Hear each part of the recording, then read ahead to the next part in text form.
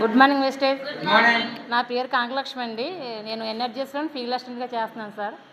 అయితే నాకు wastage business గురించి ఎలా తెలిసిందంటే, ఫస్ట్ భారతి మేడం గారు, కృష్ణ సారు, సురేష్ సారు మా ఊరు వచ్చారన్నమాట.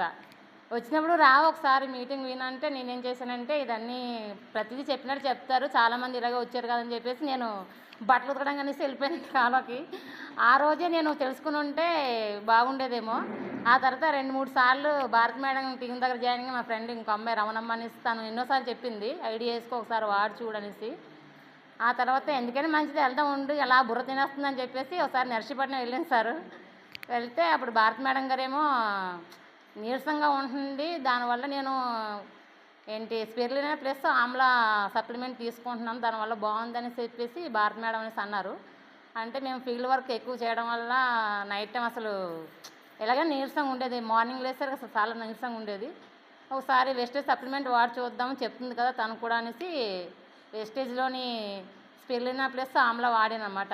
వాడిన తర్వాత రిజల్ట్ బాగుందని చెప్పేసి ఆ తర్వాత ఐడి వేయించుకున్నానండి.